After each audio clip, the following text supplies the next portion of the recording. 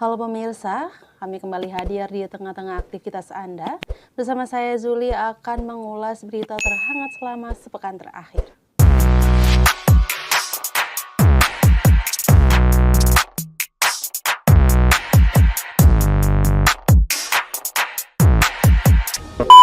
Berita pertama pemirsa, Presiden Joko Widodo resmi menghapus sistem kelas 1, 2, dan 3 BPJS Kesehatan.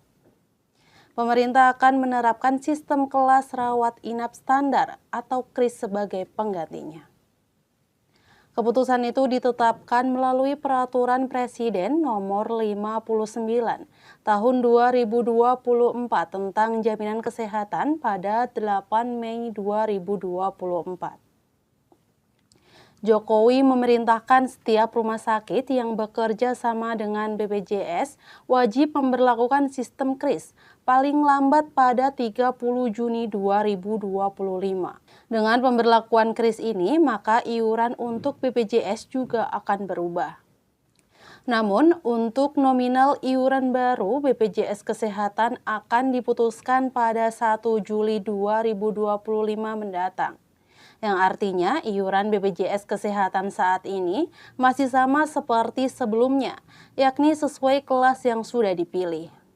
Beralih ke berita selanjutnya pemirsa, polisi menetapkan sopir bus Putra Fajar bernama Sadira sebagai tersangka atas kasus kecelakaan maut yang terjadi di Jalan Raya Ciater Subang yang menewaskan belasan siswa SMK Lingga Kencana Depok.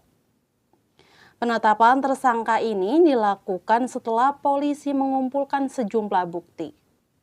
Polisi mengatakan Sadira diduga mengetahui bahwa kendaraan yang dia tumpangi bermasalah fungsi remnya. Hal ini diketahui setelah polisi memeriksa sejumlah saksi. Ada 4 temuan dari hasil pemeriksaan polisi, yakni oli sudah keruh lama tak diganti, adanya campuran air dan oli di dalam kompresor, jarak antara kampas rem di bawah standar, hingga kebocoran di ruang antara relay part dengan booster. Tersangka dikenakan pasal 311 ayat 5 Undang-Undang Lalu Lintas tahun 2009 dengan maksimal kurungan 12 tahun penjara serta denda Rp24 juta. Beralih ke berita selanjutnya pemirsa, setelah sempat viral di media sosial, Wali Kota Medan Bobi Nasution angkat bicara soal pamannya Beni Sinomba Siregar yang ditunjuk menjadi pelaksana harian Sekretaris Daerah Kota Medan.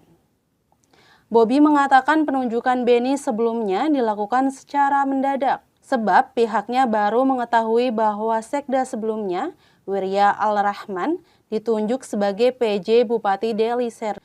Kata Bobi, meski mendadak bukan berarti penunjukan Beni dilakukan secara asal-asalan, melainkan tetap mengikuti prosedur yang berlaku. Namun, setelah mendapat persetujuan dari PJ Gubernur Sumatera Utara, Bobi akhirnya mengganti pamannya Beni Sinomba dengan mantan Kepala Dinas Sumber Daya Air Kota Medan, Topan Ginting pada Senin 13 Mei kemarin. Berita terakhir pemirsa, Badan Nasional Penanggulangan Bencana atau BNPB melaporkan korban meninggal dunia akibat banjir bandang di sejumlah wilayah Sumatera Barat bertambah menjadi 50 orang yang tersebar di beberapa kabupaten dan kota. Selain itu, sejumlah orang yang dilaporkan hilang akibat banjir bandang ini sekitar 10 orang. Kepala BMKG Dwi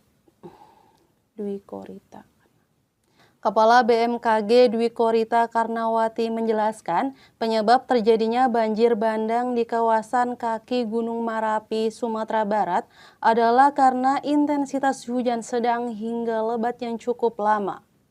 Pemerintah Kabupaten Agam menetapkan masa tanggap darurat banjir bandang dan banjir lahar dingin Gunung Marapi selama 14 hari.